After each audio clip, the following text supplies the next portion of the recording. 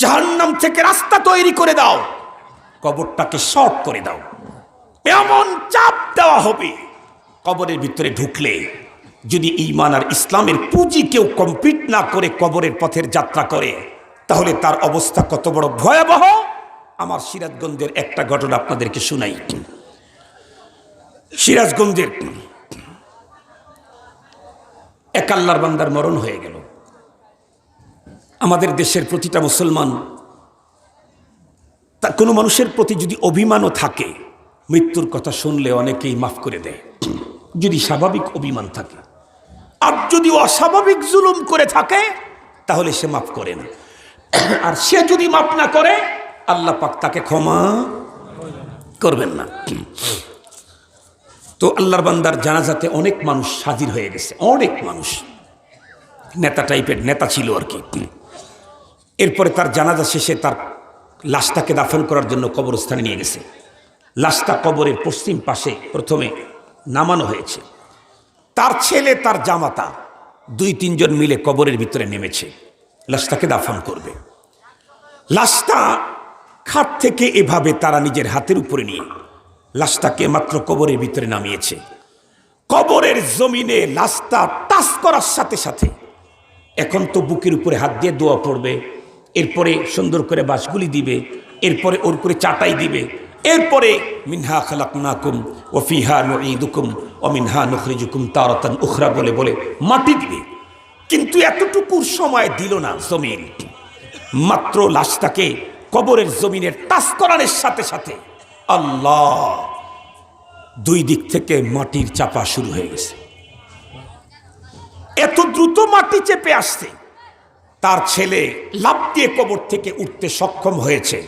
জামাতা এক পা উঠায় আর এক পা উঠাইতে উঠাইতে মাটি ধরে ফেলেছে তার পা। এমন ভাবে 2 দিকের মাটি জয়েন্ট হয়েছে। এই লোকটাকে কবরের ভিতরে ঢুকাবার জন্য কোন জায়গায় খনন করা ছিল, এর কোনো চিহ্ন কেউ খুঁজে বের করতে পারে নাই।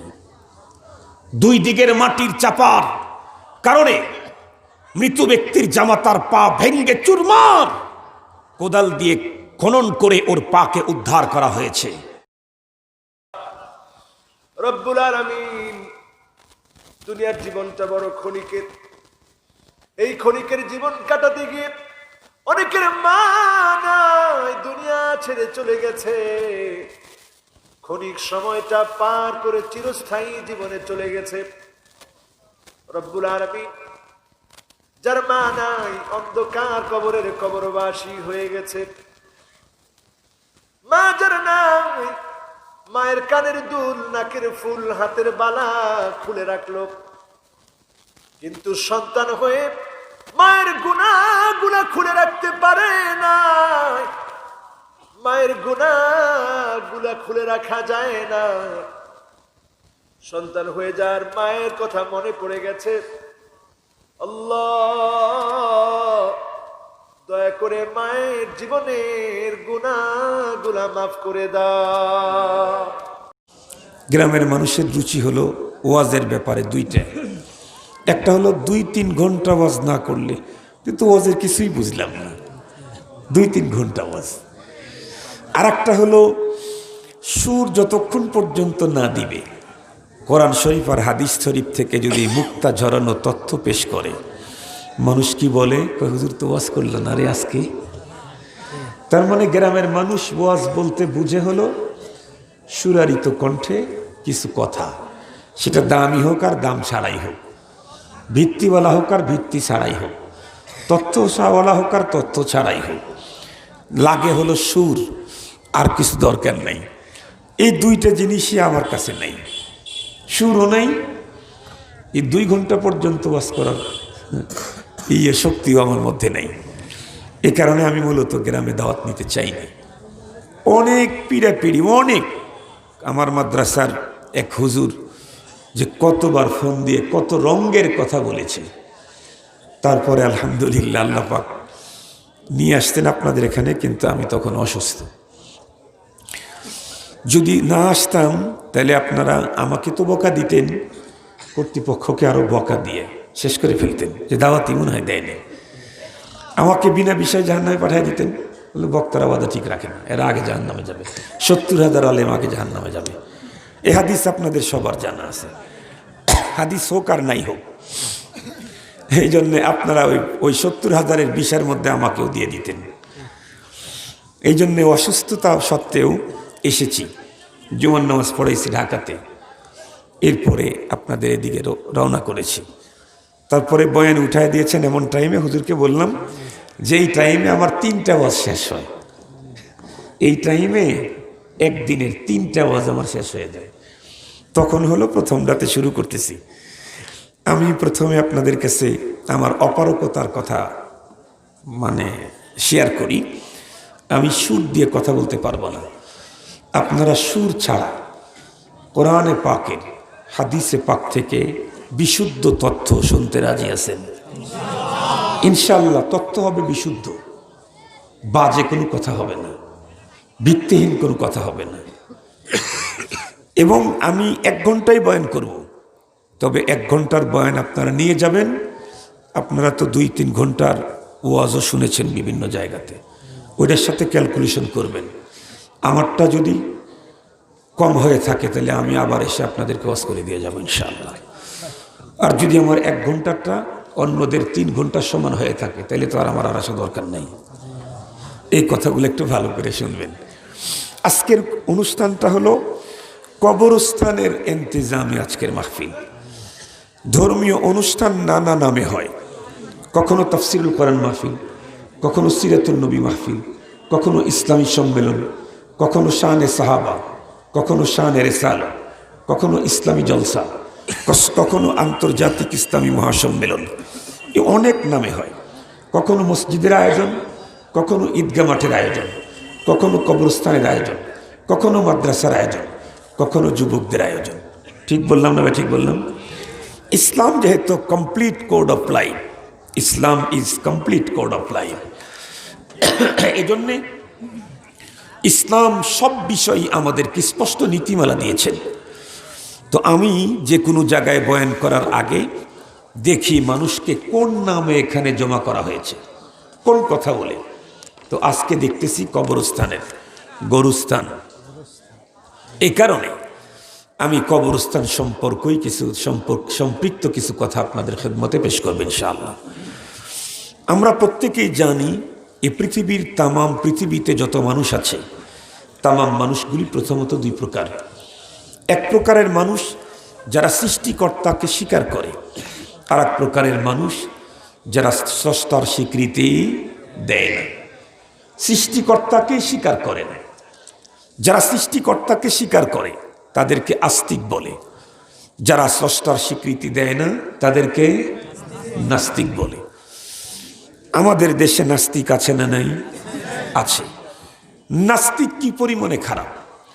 আমরা তো মনে করি পৃথিবীর সবচাইতে খারাপ হলো শয়তান, আমরা মনে করি, কিন্তু এটা ভুল ধারণা। শয়তানের চাইতেও খারাপ হলো নাস্তিক। নাস্তিক যে ইবলিস শয়তানের চাইতেও খারাপ। যদি বলেন কেমনে, আসেন আমার কাছে কোরআন শরীফ থেকে দলিল নেন। নাস্তিক তো তাকে বলে যে স্রষ্টাকে অস্বীকার করে, সৃষ্টিকর্তাকে মানে না, স্বীকারই করে না। শয়তান হলেও সৃষ্টিকর্তাকে স্বীকার করে কিনা বলেন? কথা বলেন না কেন? এমন কি শয়তান তো ছিল মুআল্লিমুল মালাইকা, ফেরেশতাদের টিচার। আল্লাহ পাক আদম আলাইহিস সালামকে তৈরি করে ফেরেশতাদের মাঝেই তখন ইবলিস ছিল। আল্লাহ পাক বললেন উসজুদু লি আদম, তোমরা আদমকে সিজদা করো। আল্লাহ পাকের কোরআনে আল্লাহ পাক বলেছেন ফাসাজাদাল মালাইকাতু কুল্লুহুম, উপস্থিত সকল ফেরেশতারাই আদম আলাইহিস সালামকে সিজদা করলো, ইল্লা ইবলিস, ইবলিস সিজদা করলো না। না করে কি করলো? সে যুক্তি উপস্থাপন করলো। কি বলল? আসজুদু লিমান খালাকতা তিনা, ওগো রব, আপনি এ কেমন হুকুম করলেন আমাকে? ওকে তো মাটি দিয়ে তৈরি করেছেন, আমাকে তো আপনি আগুন দিয়ে তৈরি করেছেন। খালাকতাহু মিন তিন ওয়া খালাকতানি মিন নার ওয়া খালাকতাহু মিন তিন, আমাকে আগুন দিয়ে তৈরি করেছেন, ওকে মাটি দিয়ে তৈরি করেছেন। যেই উপাদান দিয়ে তাকে তৈরি করেছেন, আমাকে তৈরি করেছেন, এই উপাদানগুলির দিকে তাকাইলেই তো দেখা যায় ওর চাইতে আমি শ্রেষ্ঠ। মাটির চাইতে আগুনের দাম বেশি। তাছাড়া আগুনকে যে কোনো জায়গাতে যদি আপনি আবদ্ধ করে রাখতে চান, আগুন যে কোনো মূল্যে তার আকর্ষণ হলো উপরের দিকে, কোনো না কোনো এক জায়গাতে উপর দিকে উঠবে।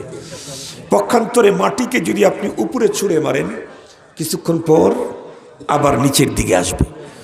মাটির আকর্ষণ হলো নিম্নগামী, আগুনের আকর্ষণ হলো ঊর্ধ্বগামী। সুতরাং মাটিকে দিয়ে আমাকে সিজদা করাইলে এটা যথাযথ ছিল, এটা ইবলিসের বক্তব্য। আমাকে দিয়ে মাটিকে সিজদা করানো এটা তো অযৌক্তিক। আল্লাহ পাক তখন কি বললেন? উখরুজ ইন্নাকা রাজিম, আমি তোরে তৈরি করলাম, আমি তোকে জমিন থেকে আসমানে উঠাইলাম, আমি তোকে ফেরেশতাদের টিচার নিয়োগ দিলাম, আমি তোকে অর্ডার করলাম, তুই আমার অর্ডারের সামনে যুক্তি দেখাস, উখরুজ, এখন বেরিয়ে যা। ইন্নাকা রাজিম, তুই মারদুদ, তুই অভিশপ্ত। খুব ভালো করে বুঝবেন, অনেক কথা তো এখানে আছে, আমার টার্গেট যেটা সেটা বোঝাতে যতটুকুন ততটুকুন বলবো। ইবলিস যখন দেখলো যে রব আমাকে বের করে দিলেন, তখন ইবলিস আল্লাহ পাকের কাছে একটা আবেদন করলো। যে আবেদনগুলি করেছিল তার মধ্যে একটা ছিল আনজিরনি ইলা ওয়াক্তিল মালুম। ওগো রব, তাইলে রব স্বীকার করলেন কিনা? ইবলিস রব স্বীকার করলো কিনা? বলতেছে, রব, ও মহান স্রষ্টা, ওগো মালিক, আমাকে তো বের করেই দিলেন, আমি তো মালউন মারদুদ, আপনার কাছে আমার আবেদন আছে, একটা আপিল আছে। কি? আমাকে কিয়ামত পর্যন্ত আয়ু দিন, আমি কিয়ামত পর্যন্ত যেন বেঁচে থাকতে পারি। আল্লাহ পাক বললেন, ইন্নাকা মিনাল মুনজারিন, যাও, তোমাকে এটা দিয়ে দিলাম। তাহলে ইবলিস হলেও আল্লাহকে শুধু স্বীকার করে না, আল্লাহ পাকের কাছ থেকে কিয়ামত পর্যন্ত আয়ু চেয়ে নিয়েছে। কিন্তু নাস্তিক এতটাই খারাপ, সৃষ্টিকর্তাকে স্বীকার করে না। আপনারা এখন বুঝে থাকলে বলুন, শয়তান বেশি খারাপ না নাস্তিক বেশি খারাপ? একটু জোরে বলেন। নাস্তিক শয়তানের চাইতেও খারাপ। নাস্তিক যেহেতু সৃষ্টিকর্তাকে স্বীকার করে না নাস্তিক, কিন্তু মনে রাখবেন, নাস্তিক সৃষ্টিকর্তাকে স্বীকার না করলেও মহান স্রষ্টার একটা সৃষ্টিকে স্বীকার করে, সেটা হলো মরণ। পৃথিবীর কোনো নাস্তিক কি এমন আছে যে মৃত্যুকেও বিশ্বাস করে না? এরকম নাস্তিক কি আছে? নেই। নাস্তিক হোক আস্তিক হোক, মরণকে সকলে বিশ্বাস করে। অথচ মরণ এটা আল্লাহর একটা সৃষ্টি, আল্লাহর সৃষ্টিকে বিশ্বাস করে, আল্লাহকে বিশ্বাস করে না। তাহলে বুঝেন, ও হলো ইন্টারন্যাশনাল বেয়াকুফ, নর্মাল কোনো গাধা না, ইন্টারন্যাশনাল গাধা। তো আমরা যারা আস্তিক, সৃষ্টিকর্তাকে যারা স্বীকার করি এবং পরপারকে যারা বিশ্বাস করি, আমরা পৃথিবীর প্রতিটি মানুষ মৃত্যুকে বিশ্বাস করে, আমরাও মৃত্যুকে বিশ্বাস করি। কিন্তু আমরা মুসলমান, আমাদের বিশ্বাস কি শুধু মরণ পর্যন্তই শেষ? না, আমরা তো ঈমানে মুফাসসালের ভিতরে স্বীকৃতি দিয়েছি, ওয়াল বাসি বাদাল মাউত। কালিমা মনে হয় আপনাদের জানা নাই। এই কালিমা মনে হয় আপনাদের জানা নাই, কারণ আওয়াজটা আসতে খুব অল্প।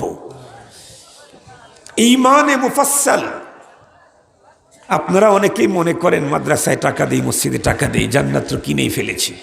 আরে না, অত সস্তা জান্নাত আল্লাহর নাই, অত সস্তা জান্নাত আল্লাহর নাই। আল্লাহ পাকের জান্নাত বড় দামি। আল্লাহ পাক স্পষ্ট কোরআনে বলেন, আম হাসিবতুম আন তাদখুলুল জান্নাহ, আম হাসিবতুম আন তাদখুলুল জান্নাহ ওয়ালাম্মা ইয়াতিকুম মাসালুল লাযীনা খালাউ মিন ক্বাবলিকুম মাসাতহুমুল বাসা ওয়াদ-দাররা ওয়াজুলজিলু হাত্তা ইয়াকুলার রাসূল ওয়াল্লাযীনা আমানু মাআহু মাতা নাসরুল্লাহ, মাতা নাসরুল্লাহ, মাতা নাসরুল্লাহ, আলা ইন্না নাসরাল্লাহি করিব। আল্লাহ পাক বলেন, তোমরা কি ভেবেছো আন তাদখুলুল জান্নাহ, মরে যাবে আর জান্নাতে ঢুকে পড়বে? ভেবেছো? আরে না, তোমাদের জন্য এই পদ্ধতি না, অতীতে কারো জন্য এই পদ্ধতি ছিল না। বরং আমি তোমাদেরকে কষ্টি পাথরে যাচাই করব, আমি পরীক্ষা করব। ঈমানের পথে সাইক্লোন আসবে, তুফান আসবে, ঘূর্ণিঝড় আসবে, ভূমিকম্প আসবে, ধস আসবে, দিল থেকে কলিজাকে চিরে ফেলানোর মতো চূড়ান্ত বিভীষিকা তৈরি হবে, সেই মুহূর্তে কে তার ঈমানকে রক্ষা করতে পারে? জান্নাত তো তার জন্য, জান্নাত তো তার জন্য। 5 স্টার হোটেলে এক রাত থাকবেন 50,000 টাকা। 5 স্টার হোটেল। আপনারা জানেন কিনা জানি না, পৃথিবীর সবচাইতে উঁচা হোটেল হলো দুবাইতে। সবচাইতে উঁচা হোটেল, আমি সেখানে গিয়েছি। ওর চাইতে উঁচা বিল্ডিং পৃথিবীতে নেই। হোটেলের নাম বার্জ আল খলিফা। এত উঁচা এক বিল্ডিংয়ে থাকে যারা, রমজান মাসে এক টাইম ইফতার করতে পারে না। একদম নিচতলার লোকেরা যেই টাইম ইফতার করে, উপরের তালার লোকেরা তখনও সূর্যের আলো দেখতে পায়। আমার এই কথাটাকে বোঝার জন্য আপনাদেরকে দুবাই যাওয়া দরকার নেই। আপনারা যদি কখনো ডোমেস্টিক অথবা ইন্টারন্যাশনাল এয়ারওয়েজে কখনো চলাফেরা করেন, অভ্যন্তরীণ অথবা আন্তর্জাতিক রুটে বিমানে যদি চলেন, আর যদি কখনো সন্ধ্যার সময় বিমান ল্যান্ড করে, তাহলে আমার কথা আপনারা বুঝবেন। বিমান যখন উপরে আছে, দেখতেছেন সূর্য, দিন আছে, মাত্র 5 মিনিটের মধ্যে বিমানটা যখন নিচে নেমে রানওয়ে যখন ল্যান্ড করলো, দেখবেন ইয়া আল্লাহ, উপরে দেখলাম পুরা দিন, নিচে দেখতেছেন লোকেরা মাগরিবের নামাজ পড়ার জন্য মসজিদে থেকে বের হয়েছে, নামাজ পড়ে। কিছুক্ষণ আগে দেখলেন সূর্য, নিচে নেমে আসতেন, দেখতেছেন লোকেরা মাগরিব নামাজ পড়ে ফেলেছে। দুবাইয়ের সেই বার্জ আল খলিফা এত উঁচা যে এক টাইমে ইফতার করতে পারে না। নিচের লোকেরা যখন বেলা ডুবে যায়, উপরের তালার লোকেরা তখনও দেখে বেলার সূর্যের আলো তখনও দেখতে পায়। 2 মিনিট, 4 মিনিট, 5 মিনিট পরে তারা ইফতার করতে হয়। 2 টাইম ইফতার, 3 টাইম ইফতার করতে হয়। এই হোটেলে এক রাত থাকতে চাইলে 2 থেকে 2.5 লক্ষ টাকা গুনতে হয়। আপনারা কি মনে করেছেন আল্লাহ পাকের যে জান্নাত, এটা কি দুবাইয়ের বার্জ আল খলিফার মতোই, না তার চাইতে নিম্নমানের? কথা বলেন না কেন? তার চাইতে নিম্নমানের? কোশ্চিনকালেও। সহজ একটা হিসাব করেন, সহজ হিসাব। দুবাইয়ের বার্জ আল খলিফাকে তৈরি করেছে মানুষ। মানুষের তৈরি করা প্রযুক্তি যদি এত উন্নত হয়, জান্নাত কোনো মানুষ তৈরি করে নাই, মানুষকে যিনি তৈরি করেছেন উনি তৈরি করেছেন। মানুষের তৈরি করা প্রযুক্তি যদি এত উন্নত হয়, তাহলে এই মানুষটাকে যিনি তৈরি করেছেন তার প্রযুক্তি কত উন্নত। এই জন্যই তো বলা হয়, কিয়ামতের আগ মুহূর্ত পর্যন্ত পৃথিবীতে স্টার মার্কের যত হোটেল তৈরি হবে, যত অত্যাধুনিক সমস্ত হোটেলের সৌন্দর্য, তাদের মূল্য একত্রিত করলে সবচেয়ে নিম্নমানের জান্নাত আল্লাহ পাক যাকে দিবেন, ওই জান্নাতির সদর গেটের একটা হ্যাজবল সমানও হবে না দাম। সুবহানাল্লাহ বললেন না যে? সুতরাং নর্মাল স্টার মার্কের হোটেলে থাকতে যদি 40,000 টাকা লাগে, 2.5 লাখ টাকা লাগে এক রাত্রে, আর আপনি জান্নাতের হোটেলে একদম কিনে নিবেন, 3 টাকা দিলেই তো হবে। শুধু শুক্রবারে নামাজ পড়লেই তো হবে। কালেমা শুধু লা ইলাহা ইল্লাল্লাহ মুহাম্মাদুর রাসূলুল্লাহ জানলেই তো হবে। কথা বলেন না কেন? হবে কি? আল্লাহ পাকের কোরআনে আল্লাহ পাক আমাদেরকে নোটিশ দিয়েছেন। আল্লাহ পাকের কোরআনে আল্লাহ পাক আমাদেরকে নোটিশ দিয়েছেন, মৃত্যু তো বরণ আমাদেরকে করতেই হবে, মাস্ট বি, কোনো সন্দেহ নাই। তাও ওয়া কারহা, স্বেচ্ছায় অনিচ্ছায় মৃত্যু আসবেই। কিন্তু আল্লাহ পাক নোটিশ দিয়েছেন আমাদেরকে, ইয়া আইয়ুহাল্লাযীনা আমানুত্তাকুল্লাহ, হে ঈমানদার তোমরা আল্লাহকে ভয় করো। তো ভয় তো আমরা করি হুজুর। আল্লাহ পাক বলেন না, ওই রকম ভয় না, হাক্কা তুকাতিহি, যেই রকমের ভয় আমাকে করা দরকার সেই রকমের ভয় করো। আমাদের দেশের মানুষ তো একজন আর একজনকে ভয় পায়। পুলিশকে দেখেও ভয় পায়, আর্মিকে দেখেও ভয় পায়, র্যাবকে দেখেও ভয় পায়। এই ভয়ের ভিতরে তারতম্য আছে না নেই? কথা বলেন না কেন? তারতম্য আছে। পুলিশের ভয়, গ্রাম পুলিশকে দেখেও কিছু মানুষ ভয় পায়, পুলিশকে দেখে তার চাইতে একটু বেশি ভয় পায়। র্যাবকে দেখলে সন্ত্রাসীদের হাত থেকে অস্ত্র পড়ে যায়, এত ভয় পায়। মুহতারাম হাজরিন, তাহলে পৃথিবীতেই তো ভয়ের কোয়ালিটি আছে, যার পাওয়ার যত বেশি তার ভয় তত বেশি।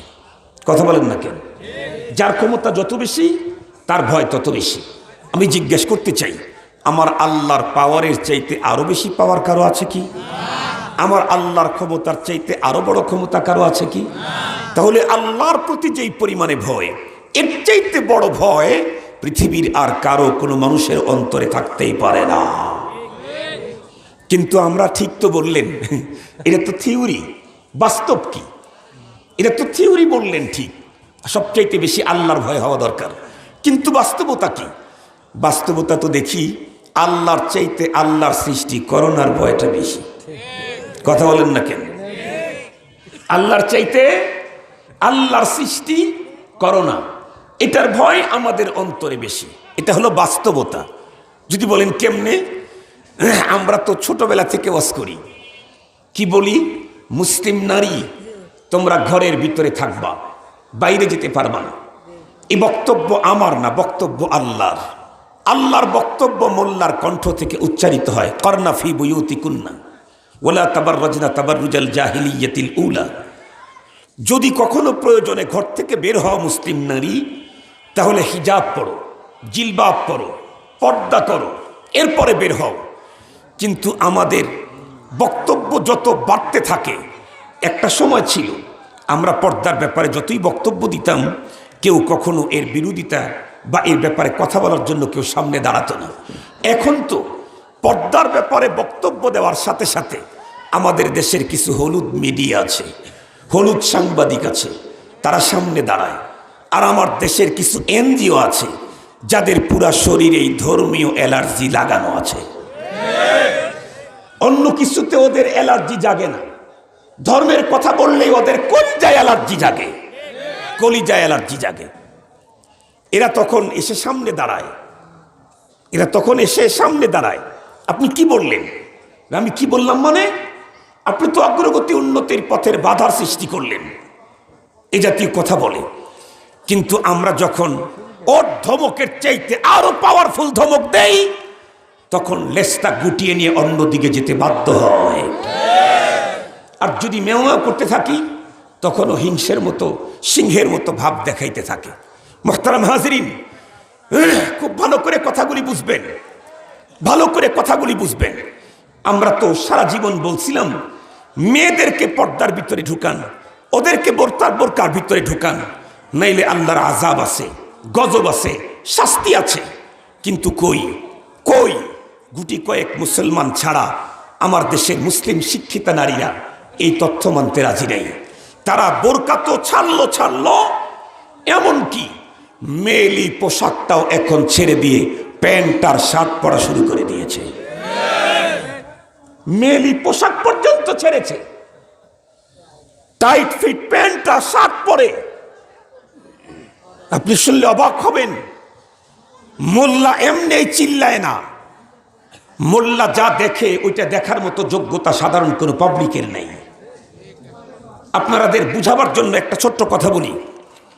আমাদের দেশের মানুষ অসুস্থ হয় না, মনে করেন কারো পেটে ব্যথা, ডাক্তারের কাছে নিয়ে গেছে, ডাক্তার সাহেব বলল ঠিক আছে আপনার তো এই সমস্যা, আমি কিছু টেস্ট দিলাম, একটু টেস্ট করে রিপোর্টটা আমাকে দেখান। যেই টেস্টগুলি দিয়েছে তার ভিতরে একটা ছিল প্লেন এক্সরে। রুগী যদি খুব বেশি সিরিয়াস না হয়, এক্সরের ফিল্মটা হাতে নিয়ে রুগী নিজেই কয়েকবার করে দেখে, কিন্তু খোঁজাখুঁজি করে কিছু পায় না। রুগীর ভাই তার সাথেই ছিল, সেও মোটামুটি প্রফেসর, উনিও কয়েকবার উঁচু করে দেখলেন, কিন্তু ফিল্মের ভিতরে কিছু পেলেন না। রুগীর সাথে তার চাচাও ছিল, উনি বড় আইনজীবী, উনিও কয়েকবার তাকায় দেখলেন, কিন্তু কিছু পেলেন না। এরপরে রুগীর খালু আসছে, এ আবার চিফ ইঞ্জিনিয়ার, শুধু ইঞ্জিনিয়ার না, চিফ ইঞ্জিনিয়ার, প্রতিদিন টন টন পাথর দিয়ে রাস্তায় কাজ করে। উনিও কয়েকবার দেখলেন, কিন্তু তাও কিছু পেলেন না। এরপরে গেলেন ডাক্তারের কাছে, স্যার এই যে রিপোর্ট। ডাক্তার সাহেব সব রিপোর্ট দেখার পরে প্লেন এক্সরের ফিল্মটা এভাবে আলোর দিকে উঁচু করে ওয়ান টাইম একবার তাকাবার পরেই বলতেছে, ইন্নালিল্লাহ, আপনার তো গল ব্লাডারে পাথর দেখা যাচ্ছে। কথা ঠিক বললাম না ভুল বললাম? আমি জিজ্ঞেস করতে চাই, রুগী দেখলো কয়েকবার, একটা পাথরও চোখে পড়লো না। রুগীর বাবায় দেখলো কয়েকবার, তাও পাথর চোখে পড়লো না। রুগীর চাচায় দেখলো, উনি বড় প্রফেসর, তাও পাথর চোখে পড়লো না। রুগীর আরেকজন দেখলো, সে ইঞ্জিনিয়ার, চিফ ইঞ্জিনিয়ার, প্রতিদিন টন টন পাথরের কাজ করে, অথচ এই কয়টা পাথর তার চোখে পড়লো না। ডাক্তারের কাছে যাওয়ার মাত্রই কথা বলেন না কেন? ডাক্তারের কাছে যাওয়া মাত্রই ডাক্তার বলতেছে পাথর আছে। জিজ্ঞেস করতে চাই তথ্য কাটটা সঠিক? আর একটু জোরে বলেন কাটটা সঠিক? আরে না, আপনারা ভুল বলতেছেন। এতগুলা লোক দেখলো না, ডাক্তার একাই দেখলো, ওইটাই সঠিক? ওইটাই সঠিক? মনে রাখবেন, মনে রাখবেন, চিকিৎসার ব্যাপারে প্লেন এক্সরের ফিল্মের দিকে তাকায়া বড় বড় শিক্ষিত লোকেরা যেমন কিছু দেখতে পায় নাই, তারা কেউ না দেখলেও ডাক্তার দেখেছে, তারটাই যেমন সঠিক। ধর্মের ব্যাপারে যত বড় শিক্ষিত, যত বড় নেতাই বক্তব্য দিক, তাদেরটা সঠিক হতে পারে না, সঠিক হবে উলামায়ে কেরামের বক্তব্য। ধর্মের ব্যাপারে আলেম যেটা বলেছে ওইটাই সঠিক, চিকিৎসার ব্যাপারে ডাক্তার যেটা বলেছে ওইটাই সঠিক। মুহতারাম হাজরিন, তাহলে ডাক্তার নরমাল ফিল্মের দিকে তাকায়, বলতেছে পাথর আছে, বলতেছে সিস্ট আছে, বলতেছে এফেক্টেড আছে, বলতেছে প্রবলেম আছে। কেন? উনি ইঞ্জিনিয়ার, উনি শিক্ষিত, দেখতে পেলেন না। উনি তো আইনজীবী, প্রধান বিচারপতি, সব আইন তার মুখস্থ, উনিও দেখতে পেলেন না। কেন? কারণ ফিল্মের দিকে তাকায়া পাথর আর কাটা ফাটা ভাঙ্গা মস্কা এটা বুঝতে চাইলে মেডিকেল সায়েন্স অর্জন করতে হয়। কোন কোন মেডিকেল, কোন সায়েন্স? Medical science. মুহতারাম হাজরিন, মেডিকেল সায়েন্স অর্জন করলে আমারই ভাই, কিন্তু ওই জ্ঞানের কারণে তার চোখের ভিতরে এক্সট্রা পাওয়ার ঢোকে। ঠিক তদ্রূপ আল্লাহর এই কোরআন অর্জন করলে উলামায়ে কেরামের এই চোখের ভিতরে এক্সট্রা পাওয়ার ঢোকে। উনি যা দেখেন অন্যরা তা দেখতে পায় না। বিষয়টা আপনাদের কাছে ক্লিয়ার তো? এখন আমরা দেখতেছি যে মুসলিম জাতি উলঙ্গের দিকে অগ্রসর হচ্ছে, উলঙ্গপনার দিকে আমরা দেখতেছি। এজন্যই আমরা গলা ফাটায়া বলতেছি, মুসলিম মাদেরকে বলতেছি, তার অভিভাবকদেরকে বলতেছি, আগামী প্রজন্মকে বাঁচাও, না হলে কবরের ভিতরে ঢুকাইলে আগুন জ্বলবে, আগুন। যদি বলেন কেমনে, কি দেখলেন? হ্যাঁ, আমরা দেখতেছি মুসলিম প্রজন্ম, আগামী প্রজন্ম উলঙ্গপনার দিকে যাচ্ছে। আপনারা দেখবেন আমাদের বর্তমান সমাজে যেই সমস্ত মুসলিম নারীরা স্কিন প্যান্ট, শর্ট শার্ট পরে, আপনারা বলেন তো দেখি, তার নানি আর দাদিও কি প্যান্ট শার্ট পরতো? কখনোই না। বরং তার নানি আর দাদির কন্ডিশন কি ছিল?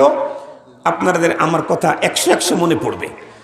12 হাত নারীদের শাড়ি হয়, কখনো যদি 11 হাত শাড়ি নিয়ে আসছে, এটাই নানি পড়তে রাজি নেই, দাদি পড়তে রাজি নেই। দাদাকে বলতেন, নানাকে বলতেন, তুমি রে কি করছো?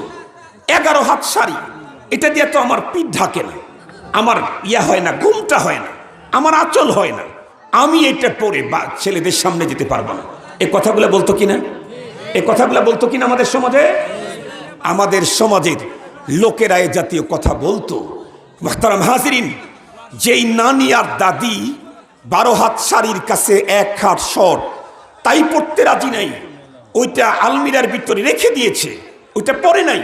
আমি শর্ট কাপড় পরে আমি জামার সামনে যেতে পারবো না, আমি আমার নাতির সামনে যেতে পারবো না, আমি আমার ছেলের সামনে যেতে পারবো না।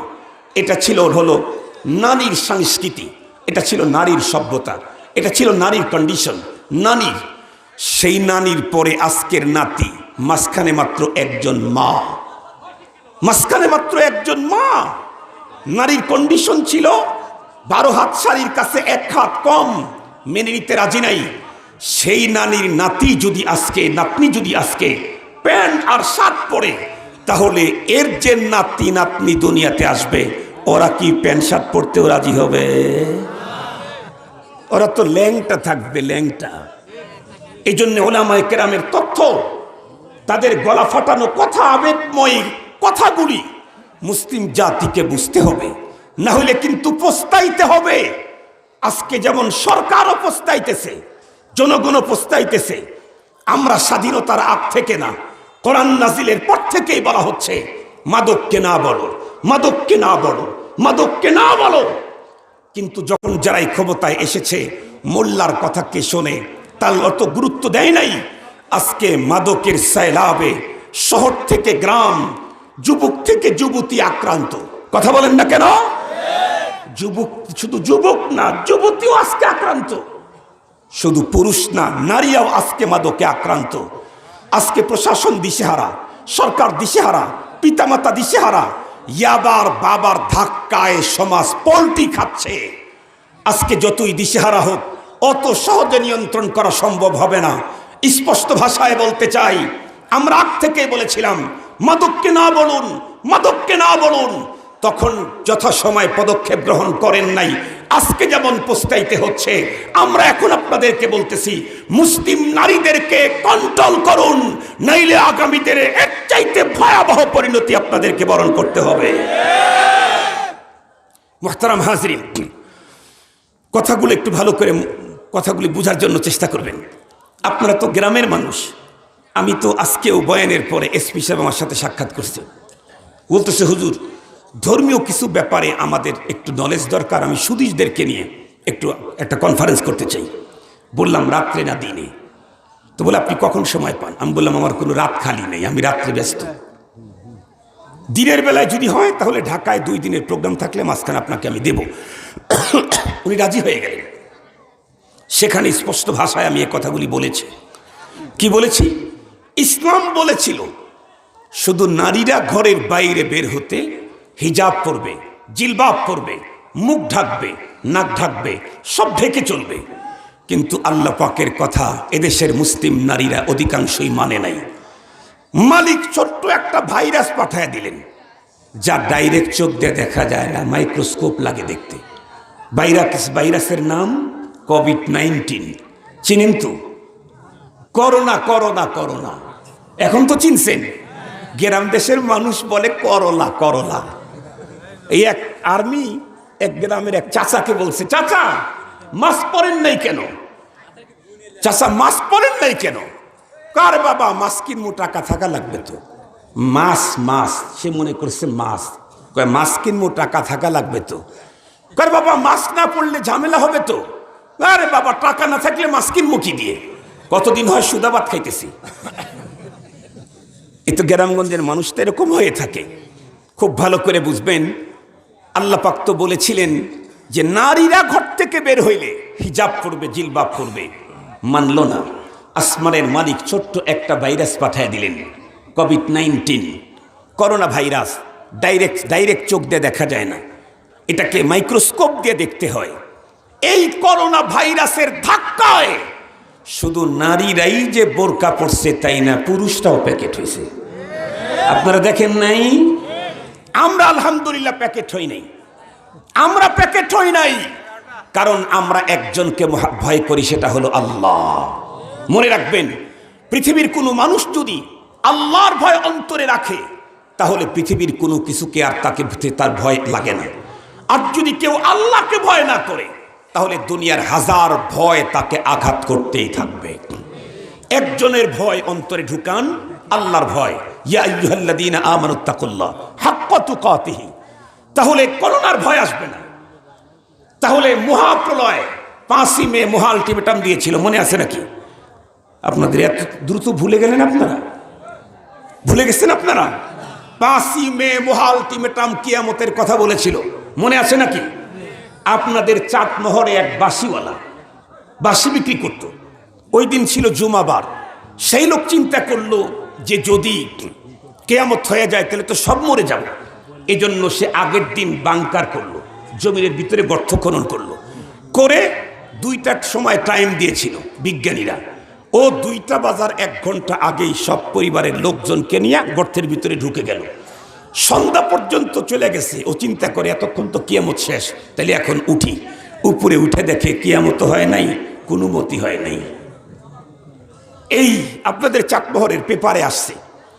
তো যারা আল্লাহর ভয় অন্তরে না আনবে তারা মহা আলটিমেটাম কিয়ামতের ভয় করবে, করোনাকে ভয় করবে, আরো কত ভয় করবে। আর যাদের অন্তরে থাকবে আল্লাহর ভয়, ওরা কোভিড-19কে ভয় পায় না। কোভিড-19 ওদেরকে ডরায়।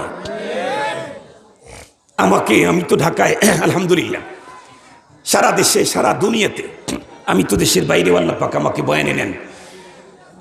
যখন সারা দেশেই যখন লকডাউন শুরু হয়ে গেল, মাঝে মাঝে আমাকে লোকেরা ফোন দেয়, হুজুর কেমন আছেন? ভালো আছি। হুজুর লকডাউনে মনে হয় আছেন। আমি বলি না, আমি আপডাউনে আছি। কারণ পুরা লকডাউনের টাইমে আমি ঢাকাতে নিজে গাড়ি ড্রাইভ করে জুমার নামাজ পড়াইতে যাইতাম। আমরা কখনো লকডাউনে ছিলাম না, আমরা আপডাউনেই ছিলাম। কারণ আমাদের ইয়াকিন আছে করোনার চাইতে আরো জটিল কোনো ভাইরাস আমাকে মারতে পারবে না আমার আয়ু থাকতে। এটা আমার ইয়াকিন, এটা আমার ঈমান। কিন্তু আমার দেশের শিক্ষিত লোকদের কন্ডিশন কি ছিল বলেন? লকডাউন না, হোম কোয়ারেন্টাইন। কিসের লকডাউন? হোম কোয়ারেন্টাইনে ঢুকে গেছে। আর কোভিড-19 করোনা এও এক সিরিয়াস ভাইরাস। রাস্তা দিয়া যারা ঘোরে ওদেরকে আক্রমণ করে না, কে 20 তলায় থাকে তারই খোঁজে। দেখেছেন তো আপনারা? দেখেন না আপনারা? যে এসপি সাহেব আজকে আমাকে কথা বললেন, কোয়ারেন্টাইনের সময়, লকডাউনের সময় এসপি সাহেব আমাকে বলতেছিলেন, মানে আমার কিছু কিছু থিওরি তার সাথে মেলে নেই। যেমন আমি বলেছি এই কথা, লা আদওয়া ওয়ালা তিয়ারাতা ওয়ালা হাম্মা ওয়ালা দাওআ ওয়ালা সাফারা ফিল ইসলাম। আমার রাসূল বলেছেন রোগ একজন থেকে আরেকজনকে ছড়ায় না। এটা আমার রাসূল বলেছেন। তাম পৃথিবীর সব ডাক্তার একত্রিত হয়ে যদি বলে রোগ একজন থেকে আরেকজনকে ছড়ায়, দুনিয়ার সবাই বিশ্বাস করলেও আমি বিশ্বাস করতে পারবো না। আমার নিজের চোখে যদি কোনো কিছু দেখি আর রাসূল বলেছেন তার উল্টাটা, আমি আমার চোখকে বিশ্বাস করব, আমার পয়গম্বরকে বিশ্বাস করতে পারবো না। মুহতারাম হাজিরিন, বাংলাদেশের একজন বড় আলেমের সাথে আমার এই ব্যাপারে ডিসকাস হয়েছিল। উনি আমাকে বলতেছিলেন, ঠিক আছে লা আদওয়া, আপনারা এটা বুঝবেন না, ওটা হাদিসের ব্যাখ্যা, এটা সবাব না ইল্লত, এটা একটা ব্যাখ্যা আছে হাদিসের মধ্যে। আমি ওনাকে বললাম দেখেন, উনি আমাকে বললেন এই মিয়া, চোখে দেখা যাচ্ছে একজন থেকে আর একজনকে করোনা ভাইরাস ছড়াইতেছে, আপনি এটা অস্বীকার করবেন কেমনে? আমি তখন ওনাকে বলেছিলাম আপনি দেখেছেন? বলে না আমি দেখি নাই। কে দেখেছে? বলে ডাক্তার। ডাক্তার তার চোখ দিয়ে দেখেছে? বলে না। কি দিয়ে দেখেছে? মাইক্রোস্কোপ দিয়ে দেখেছে। আমি বললাম আপনি দেখেন নাই, ডাক্তার দেখেছে। ডাইরেক্ট চোখ দিয়ে দেখে নাই, আর এক চোখ লাগায় দেখেছে। আর আমি যদি ডাইরেক্টও কোনো কিছু দেখি যেটা আল্লাহ রাসূলের বক্তব্যের উল্টা দেখছি, তাহলে আমি আমার চোখকে অবিশ্বাস করব, আমার রাসূলকে অবিশ্বাস করতে আমি পারবো না। মনে থাকবে তো আপনাদের ইনশাআল্লাহ? আপনারা কি দেখলেন? এখনো তো আমাদের দেশের ডাক্তারেরা রোগী দেখার জন্য পুরা প্যাকেট হয়ে আসে। কথা বলেন না কেন? পুরা প্যাকেট হয় না? একদম পুরা প্যাকেট। পিপি আছে, গ্লাভস আছে, এরপরে মাস্ক আছে, এরপরে মাথার উপরেরটা আছে, একদম নিচ থেকে উপর পর্যন্ত প্যাকেট। কিন্তু বলেন তো দেখি, ডাক্তাররাই বেশি মারা গেছে না হুজুর বেশি মারা গেছে? হুজুর বেশি মারা গেছে না পুলিশ বেশি মারা গেছে? আর একটু জোরে বলেন না কেন? মুহতারাম হাজিরিন, কি বোঝা গেল? করোনা, আমরা এটা ইয়াকিন করি করোনা আমাকে মারতে পারবে না, এ ক্ষমতা করোনার নেই। আর আমার যখন আয়ু শেষ হবে তখন করোনা লাগবে না, এমনি মরে যাব। মনে থাকবে তো? তাহলে আল্লাহ অর্ডার করেছিলেন বাইরে বের হইতে মুসলিম নারীরা হিজাব আর জিলবাব আর বোরকা পরে বের হবা, ঘরে থাকবা মুসলিম নারীরা। মানলো না, আল্লাহ পাক ছোট্ট একটা ভাইরাস পাঠায় দিলেন। এখন দেখি নারীরা তো বের হয় না, ওই পুরুষটা আবার বের হয় না। ঢাকা শহর ফাঁকা, ঢাকা শহর ফাঁকা। গাড়ি ড্রাইভ করে যাইতাম, নাই লোকজন নাই। নারীরা তো ঢুকছে, পুরুষটাও ঢুকছে। আসমানের মালিক ইচ্ছা করলে 1-2 ভিতরে পৃথিবীর তাম মানুষকে আল্লাহ পাকের গোলামির তলে আনতে তার 1 সেকেন্ডও লাগে না। কিন্তু মালিক কাউকে জোর করে এই জাতীয় কিছু করতে চান না। মুহতারাম হাজিরিন, করোনার ভয় এ পরিমাণ ঢুকলো, হাতে গ্লাভস, এরপরে মাস্ক, এরপরে আবার উপরে মাথার উপরে, এরপরে আবার পিপি। অথচ আল্লাহর আযাবের ভয় এতটুকুন ঢুকলো না যে ঘর থেকে বের হয়ে নারী তার চেহারাটাকে ভিন্ন পুরুষ থেকে আবৃত করে সামনে যাবে, এতটুকুনও ঢুকলো না। আজকে করোনার ভয়ে মাথার মুখের ভিতরে নাকের ভিতরে মাস্ক সবাই পরে, কিন্তু আল্লাহর আযাবের ভয়ে মুখের মধ্যে দাড়িটাও রাখতে পারে না। কথা বলেন না কেন? কথা বলেন না কেন? আজকে করোনার ভয়ে 20 সেকেন্ড পর্যন্ত হাত ধোয় সাবান দিয়ে, অথচ জাহান্নামের আযাবের ভয়ে দৈনিক 5 বার ওযু করার জন্য একটু হাতটা ধুইতে পারলো না। আজকের পৃথিবীর ডাক্তারেরা কি বলতেছে হুজুররা করোনাতে তেমন একটা মারা যায় নাই। কেন মারা যায় নাই? করোনা যেই রাস্তা দিয়ে ঢোকে, হুজুররা অজু করতে প্রতিদিন ওই রাস্তাগুলা 15 বার পরিষ্কার করে। এই জন্যে করোনা তাদেরকে এফেক্ট করতে পারে নাই, তাদেরকে আক্রমণ করে তাদের কিছু করতে পারে নাই। মোহতারাম হাজরিন, যে কথা বলতেছিলাম, আল্লাহ পাক বললেন আমাকে ভয় করো, আমাকে যেভাবে ভয় করা দরকার সেইভাবে। করোনার চাইতে আল্লাহর ক্ষমতা কম। একটু কথা বলেন না কেন? আল্লাহ পাকের কয়টা বক্তব্য এ পর্যন্ত অবাস্তব প্রমাণিত হয়েছে? কথা বলেন, একটাও না। তাই যদি হয় তাহলে রব্বুল আলামিনকে যথাযথ ভয় করতে হবে। যা অর্ডার করেছেন টোটাল আমাকে মানতেই হবে। আমি বলবো আমি মুসলিম, তার হুকুম আমি মানব না, এটা কখনো হতে পারে না। আল্লাহ পাক নোটিশ করে দিলেন, ইয়া আইয়ুহাল্লাযীনা আমানুত্তাকুল্লাহ, ও ঈমানদার নারী পুরুষ আমাকে ভয় করো। কেমন? হাক্কা তুকাতিহি, আমাকে যেমনটি ভয় করা দরকার তেমনটি ভয় করো। আর একটা কি বললেন? ওয়ালা তামুতুন্না ইল্লা ওয়া আনতুম মুসলিমুন, মৃত্যু তো হবেই তোমার, তবে মৃত্যুবরণ করার আগে ইসলামের প্যাকেট হয়ে তারপরে মৃত্যুবরণ করো। কাফনের প্যাকেটে ঢোকার আগে নিজেকে ইসলামের প্যাকেটে ঢুকাও। এখন তো তামাম দুনিয়াতে আমরা ইসলামের প্যাকেটে ঢুকতে চাচ্ছি না, ইসলামকে আমরা আমাদের প্যাকেটে ঢুকাইতে চাইতেছি। কথা বলেন না কেন?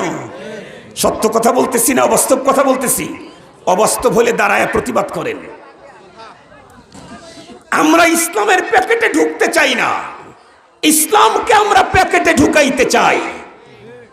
ইসলামকে প্যাকেটে ঢুকাবার মতো প্যাকেট পৃথিবীর কারো কাছে নাই, বরং আমাদেরকে ইসলামের প্যাকেটে ঢুকতে হবে। আল্লাহ পাকের চূড়ান্ত ঘোষণা, ইয়া আইয়ুহাল্লাযীনা আমানু দুখুলু ফিস-সিলমি কাফা, ইসলামের প্যাকেটে পুরোপুরি ঢোকো।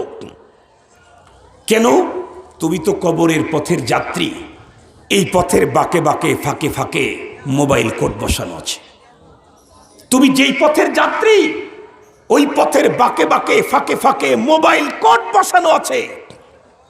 আর সেই মোবাইল কোডটা বাংলাদেশ বা পৃথিবীর অন্য কোনো আইন শৃঙ্খলা রক্ষাকারী বাহিনীর দ্বারায় না, যে কিছু দিলেই কাজ হবে, কিছু দিলেই, কথা বলেন না কেন, কাজ হবে।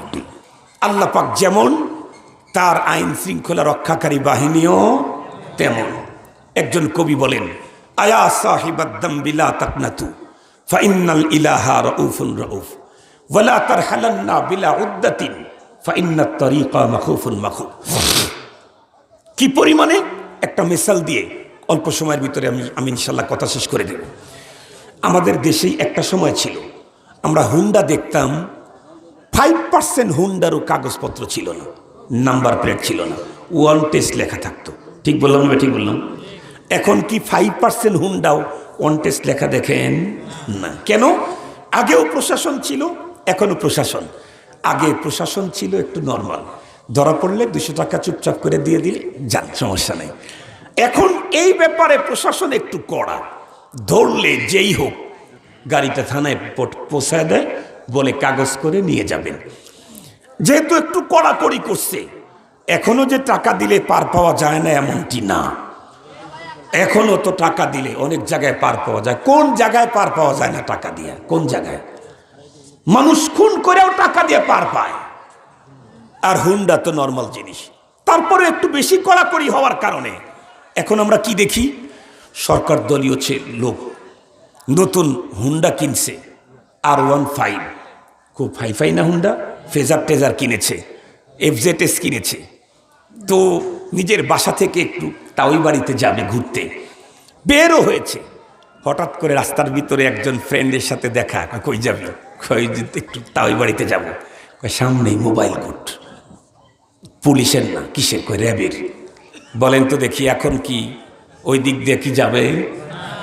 কথা বলেন কেন? পাওয়ার পার্টির লোক, তারপরেও যাবে না।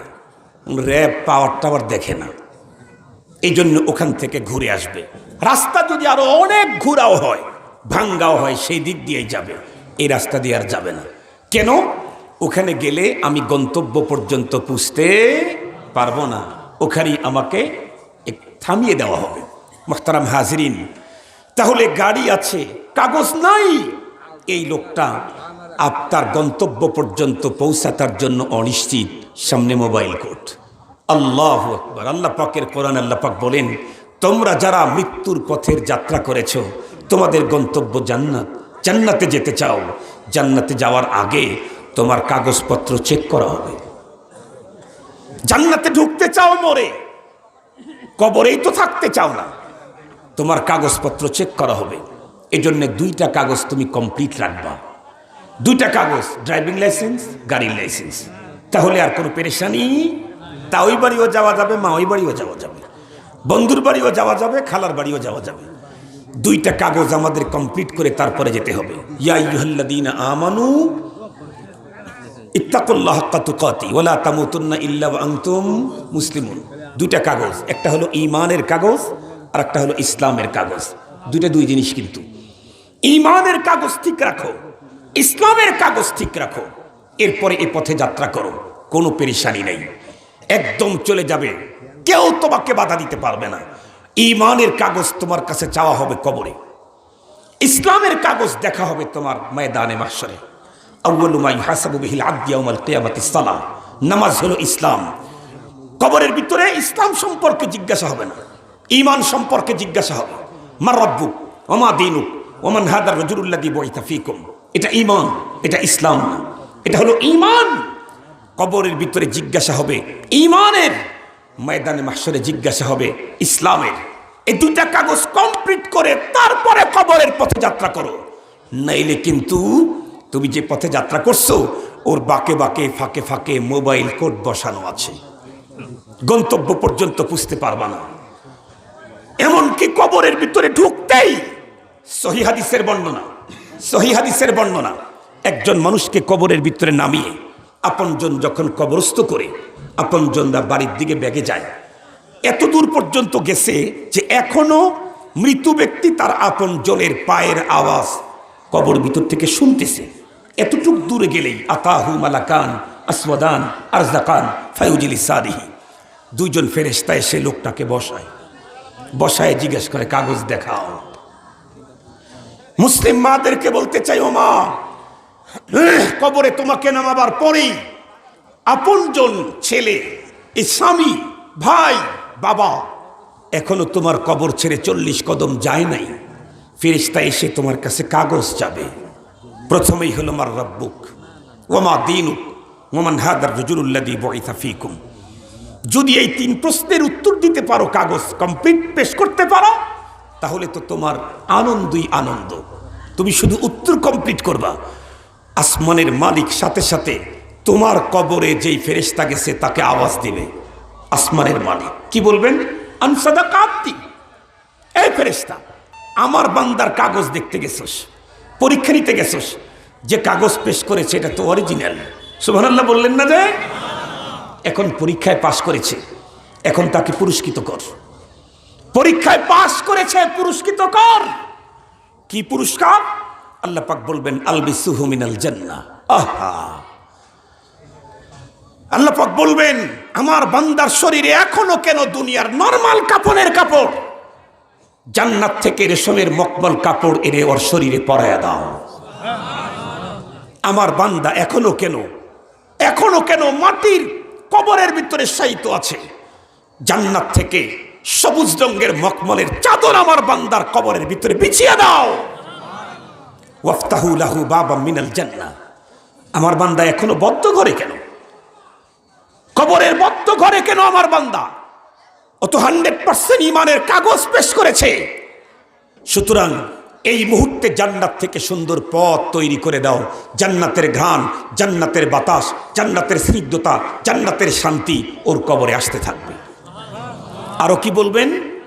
বলবেন এত সংকীর্ণ কবর, আমার বান্দার চোখ যতটুক পর্যন্ত যায় কবরটাকে এতটুক পর্যন্ত প্রশস্ত করে দাও।